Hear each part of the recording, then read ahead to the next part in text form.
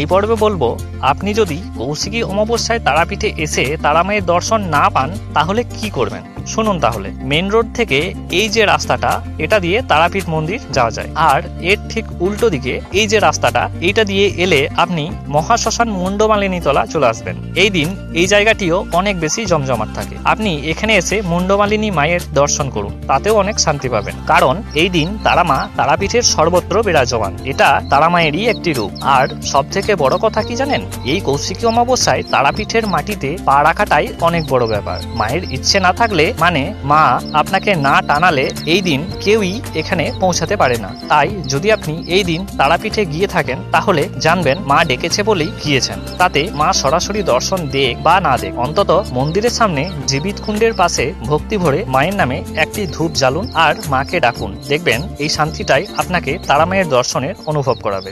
Joy Tara Maa.